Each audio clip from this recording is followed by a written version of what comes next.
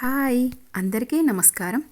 గత ఎపిసోడ్లో నువ్వు మాత్రం గుట్టుగా సంఘంలో పెద్ద మనుషుల చెల్లిమని అవుతూ సుఖంగా ఉంటావు కదూ అంది కచ్చిగా. ఆ మాటలు ములుక్కుల్లా బాధిస్తున్న మైథిలి నా బిడ్డ అడిగిందేది ఇంతవరకు కాదనలేదు. ఈరోజు ఎపిసోడ్లో చూద్దాం. తనేది కోరినా నేను ఇస్తానన్న నమ్మకంతో ఉంటుంది. ఆ నమ్మకాన్ని వమ్ము చేయలేను. జీవితంలో ఎంతో ముఖ్యమైన పెళ్లి విషయంలో అంతటి ఆశాభంగం కలిగిస్తే అది తట్టుకోలేదు. నేను నా నోటితో చెప్పలేను. ప్లీజ్ కృష్ణకి బ్రేకప్ చేసుకుంటున్నానని దీప్తితో చెప్పించు. నాకే శిక్ష విధించినా భరిస్తాను చెప్పు అన్నాడతను కన్నీరు మున్నీరవుతూ. నేను చెబితే నా కొడుక్కి మాత్రం ఆశాభంగం కాదా? నీకు నీ బిడ్డ మీదెంత ప్రేమ ఉందో రెట్టింపు ప్రేమ నాకు నా కొడుకు మీద ఉంది. తల్లి తండ్రినే నేనే అయి పెంచినందుకు అందామె రోషంగా. ఏమీ మాట్లాడలేకపోయాడు శ్రీరామ్. ప్లీజ్ నచ్చ చెప్పలేవా? కడుదీనంగా బతిమాలాడు. అయితే నువ్వే వాడి తండ్రివని చెప్పక తప్పదు మరి. తనే తండ్రినని తెలిస్తే కృష్ణ ప్రవర్తన ఎలా ఉంటుంది? ముఖ్యంగా హేమాదీప్తుల దృష్టిలో తనెంత దిగజారిపోతాడు? సంఘంలో తన పరువు మాటేంటి? ఈ విషయం తన బిజినెస్ మీద ప్రభావం చూపిస్తుంది. ఇన్నేళ్ళు తను పడ్డ శ్రమంతా బూడిద పాలవుతుంది. అలాగని చూస్తూ ఊరుకునే విషయం కాదు. ఎలా అంటూ తీవ్ర ఆలోచనలో మునిగిపోయాడు శ్రీరామ్. మీరిక వెళ్తే నేను నా పనులు చూసుకుంటాను నిష్కర్షగా చెప్పింది మైథిలి. హతాశుడై భారంగా అడుగులు ముందుకేశాడు శ్రీరామ్. కారునెలా డ్రైవ్ చేశాడో ఇంటికెలా చేరుకున్నాడో అతనికే తెలీదు.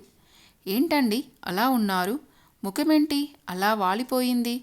నిస్తేజంగా కనిపిస్తున్న భర్తని చూస్తూ ఆందోళనగా ప్రశ్నించింది హేమ. నన్ను కాసేపు ఒంటరిగా వదిలేయ్ అంటూ బెడ్రూమ్ వైపు కదిలాడు శ్రీరామ్.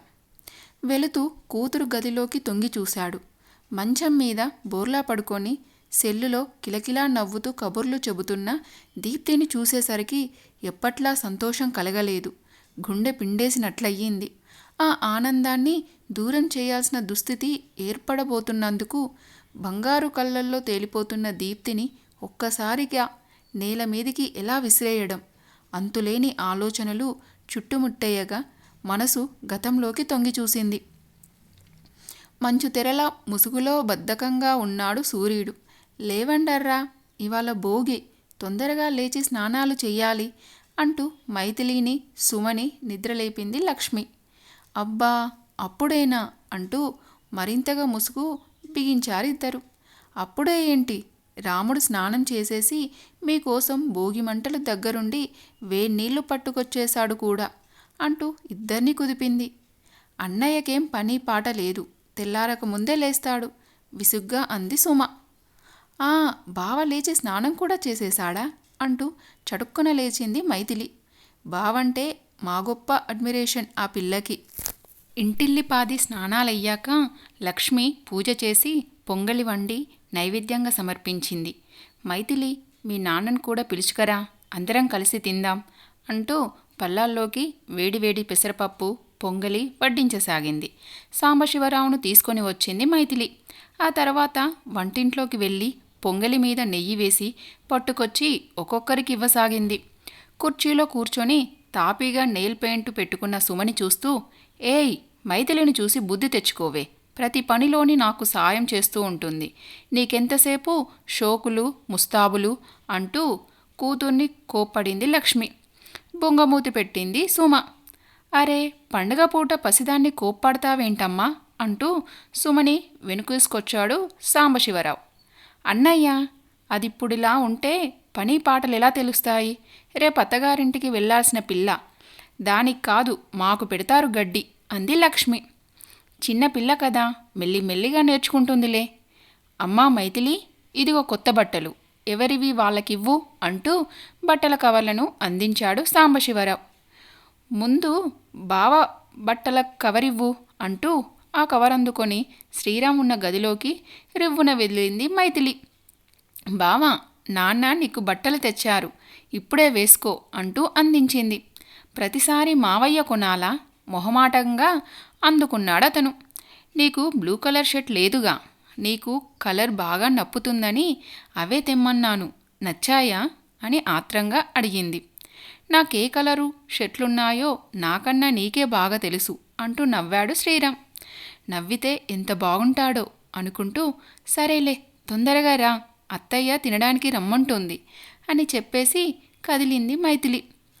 పిల్లలంతా తినేసి ఆడుకోవడానికి బయటికి వెళ్ళారా? నీ అల్లుడు మాత్రం పుస్తకాలకే అంటుకపోయాడు చూడు అంటూ వచ్చాడు విష్ణుమూర్తి. అన్నయ్య మీకు కూడా బట్టలు తీసుకొచ్చాడు, నాకు ఈ చీర తెచ్చాడు బాగుందా అంటూ మురిపంగా తన చీర వంక చూసుకుంది లక్ష్మి. బావా, ప్రతిసారి బట్టలు కొంటావు, ఎందుకీ అనవసరపు ఖర్చు మొహమాటంగా అన్నాడు విష్ణుమూర్తి. అలాగంటావేంటి బావా, తల్లి లేని పిల్లంటూ మైథిలిని మీ కన్నబిడ్డలా చూసుకుంటున్నారు. పక్కింట్లో ఉంటున్నామన్న పేరే కానీ మైథిలి రోజంతా ఉండేదిక్కడేగా. చెల్లాయి దానికి పని పాటలు నేర్పిస్తూ కడుపులో పెట్టుకొని చూస్తుంది. ఏమిచ్చి రుణం తీర్చుకోగలను అన్నాడు సాంబశివరావు కళ్ళు చెమ్మగిల్లుతుండగా. నీ బిడ్డను మా కోడలుగా చేస్తే అంతే చాలు చటుక్కున అంది లక్ష్మి. మీ అన్నయ్యక ఉద్దేశం ఉండబట్టేగా నేనొద్దంటున్నా శ్రీరామ్ని సిటీలోని కాలేజీలకు అప్లికేషన్లు పెట్టించి పై చదువులు చదివిద్దామనుకునేది. నాకేమో వాడిని వ్యవసాయంలోనే పెట్టాలని ఉంది. అప్పులతో చదివి వాడు ఉద్ధరించేదేముంది అన్నాడు విష్ణుమూర్తి. బావా, 10th మంచి మార్కులొచ్చాయి శ్రీరామ్కి. వాడిని బాగా చదివించమని హెడ్ మాస్టర్ గారు పదే పదే చెప్పారు. నాకు దేవుడిచ్చిన డబ్బుంది కాబట్టి అది సద్వినియోగం కావాలని, నా అల్లుడు గొప్ప ఉద్యోగస్తుడు కావాలి అన్న స్వార్థంతోనే చదివించాలి అనుకుంటున్నాను. దీన్ని అప్పుగా భావించొద్దు. వాడు ప్రయోజకుడు అవ్వడం మనకు ముఖ్యం అన్నాడతను. పక్క గదిలో ఉండి వారి మాటలు వింటున్న శ్రీరామ్, మొత్తానికి నేను పై చదువులు చదవబోతున్నాను మావయ్య పుణ్యమా అని. వ్యవసాయం అంటూ ఈ పల్లెటూళ్ళలో మగ్గిపోవడం తప్పింది. మావయ్య చెప్పినట్లు మంచి ఉద్యోగస్తుడైతే అందరి ఆశలు తీరుతాయి అనుకున్నాడు రిలాక్స్డ్గా. వాళ్ళంటున్నది పల్లెటూరే కావడంతో ఏ విషయానికైనా ఎంతో ప్రాధాన్యం ఇస్తూ ఉంటారిక్కడి వాళ్ళు. శ్రీరాముణ్ణి అల్లుడిగా చేసుకోవటానికి సాంబశివరావు చదివిస్తున్నాడని భావించడమే కాక మైథిలి శ్రీరాముని కాబోయే భార్యాభర్తలుగా తీర్మానించేశారు కూడా. చదువుకే ప్రాధాన్యమిస్తూ పట్నంలో హాస్టల్లో ఉంటూ చదువుకుంటున్న శ్రీరామ్ ఆ విషయాన్నంత సీరియస్గా తీసుకోలేదు. చెల్లెలు సుమతో పాటు ఇంట్లో తిరిగే మైథిలి పట్ల అభిమానం ఉంది కానీ భార్య అన్న భావంతో చూడలేదు. కానీ పల్లెటూరులోనే ఉండటం వల్ల అక్కడి ఆడవాళ్ళు ఆడే పరాచికాల వల్ల మైథిలి మాత్రం శ్రీరామ్ని భర్తగా తన మనసులో ప్రతిష్టం చేసుకుంది. మైథిలి రజస్వల అయితే లక్ష్మి ఎంతో సంబరపడింది. ఎంతో ఘనంగా ఊరందరికీ భోజనాలు పెట్టించి ఫంక్షన్ చేయడమే కాక మైథిలికి బుట్టలోలాకులు చేయించి మురిసిపోయింది. ఇంటర్మీడియట్ ఫస్ట్ ఇయర్ పరీక్షలయ్యాక సెలవుల్లో 4 రోజులు ఉండడానికొచ్చాడు శ్రీరామ్. సిగ్గుతో అతని ముందుకి రాలేదు మైథిలి. ఏంటమ్మా, ఎప్పుడూ నీకు సుమకి తోకలా వెంట తిరిగే మైథిలి కనిపించడం లేదేంటి అని శ్రీరామ్ యథాలాపంగా అడిగినా మైథిలి దాన్ని అతను తన పట్ల చూపే ఆపేక్షగానే భావించింది. పరికిని ఓణిల్లో బుట్టబొమ్మలా ఉన్నావే అని శ్రీరామ్ అంటే సిగ్గుతో తల వంచేసుకుంది. సుమని మైథిలిని కూర్చోబెట్టి చదువు చెబుతూ మొట్టికాయలు వేస్తూ వారిని సంతలకు జాతర్లకు తిప్పుతూ ఉండే అతను తన దగ్గర ఈ సిగ్గెందుకో కొత్తగా అనుకున్నాడు శ్రీరామ్. డిగ్రీలో చేరాక ఇంటికి రావటం చాలా వరకు తగ్గించాడు శ్రీరామ్. డిగ్రీనే కాక అదనపు క్వాలిఫికేషన్లు ఉంటేనే మంచి ఉద్యోగం వస్తుందని సెలవుల్లో ఆ దిశగా ప్రయత్నాలు చేయడం అలవాటు చేసుకున్నాడు. సంవత్సరానికి ఒకసారి వచ్చే పెద్ద పండుగరా, సంక్రాంతికి రాకపోతే ఊరుకునేది లేదు. నిన్ను చూసి చాలా రోజులయ్యిందిరా అంటూ లక్ష్మి గట్టిగా అనడం వల్ల ఓ 3 రోజులు ఉండేలా వచ్చాడు శ్రీరామ్.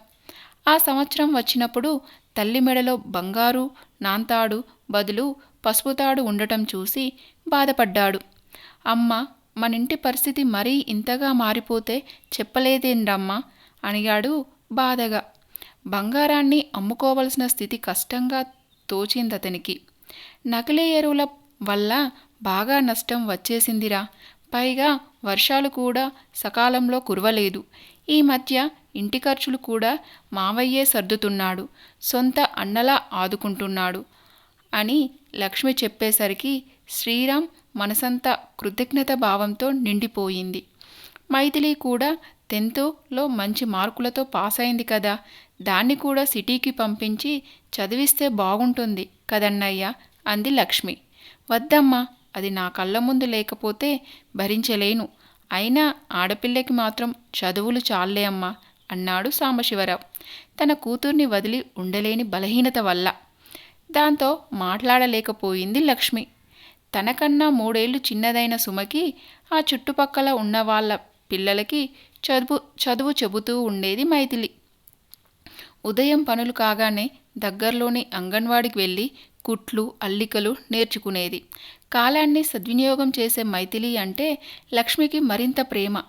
కోడల్ని నీ కూతురి కన్నా ఎక్కువగా చూసుకుంటున్నావు, ఏం ఇప్పటినుంచే ప్రేమగా చూసుకోకపోతే ఆఖరి దశలో గంజినీళ్లు పోయేదనా అంటూ మోటుగా ఎవరైనా సరసమాడితే నవ్వి ఊరుకునేది లక్ష్మి. తమ వీధిలో ఎవరిదో పెళ్లి జరుగుతుంటే మైథిలిని తీసుకువెళ్ళింది లక్ష్మి.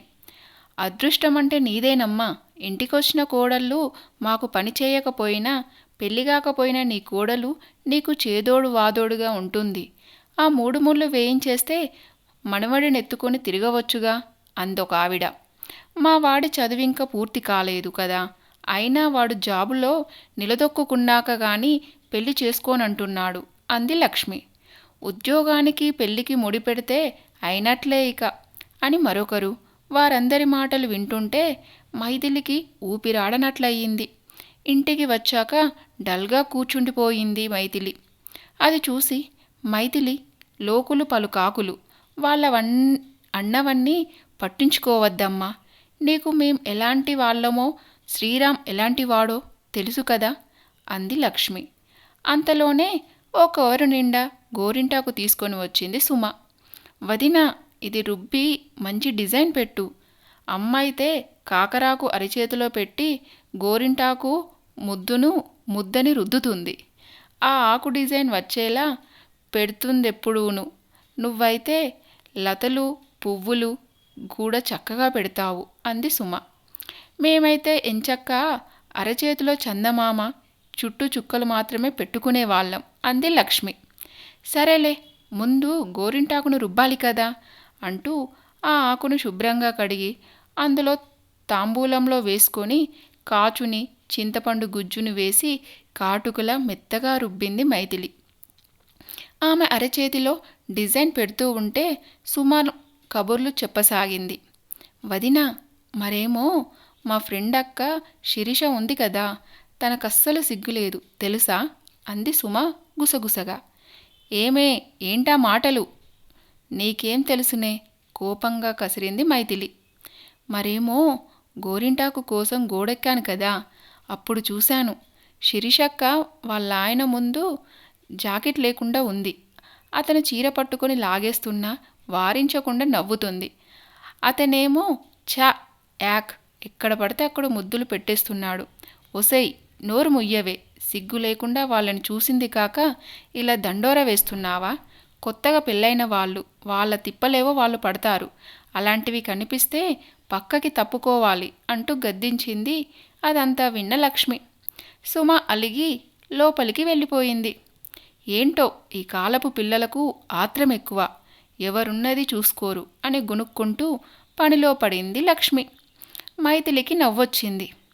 కాలం వేగంగా పరుగులు తీస్తుంది. సిటీలో ఏవో గొడవలు మొదలై క్లాసులు జరగకపోవడంతో ఊరికి వెళ్ళాడు శ్రీరామ్. పలకరింపులు అయ్యాక, అదేంట్రా సుమ పెద్ద మనిషి అయినప్పుడు రమ్మంటే రాలేదేంటి అంది లక్ష్మి. ఆడవాళ్ల ఫంక్షన్కి నేనొచ్చి చేసేదేముంటుంది? అయినా ఇంత ఇబ్బందిగా ఉన్నప్పుడు ఇలాంటి ఫంక్షన్లు చేయకపోతేనేం?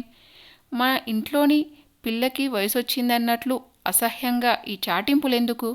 కాస్త చిరాగ్గా అన్నాడు శ్రీరామ్. నేను వద్దన్నాను, కానీ మీ మావయ్య ఊరుకోలేదురా అన్నాడు విష్ణుమూర్తి. ఆ వేడుక చేసే పద్ధతి వెనుక ఓ పరమార్థం ఉందిరా. మా అమ్మాయి పెళ్ళిడికొచ్చింది. ఇదండి ఈరోజు ఎపిసోడ్. ఈ ఎపిసోడ్ మీకు నచ్చిందని ఆశిస్తున్నాను. ఈ వీడియో కనుక మీకు నచ్చినట్లయితే లైక్ చేయండి అండ్ సబ్స్క్రైబ్ చేసుకోండి. మరొక ఎపిసోడ్తో మళ్ళీ కలుసుకుందాం. అంతవరకు బాయ్.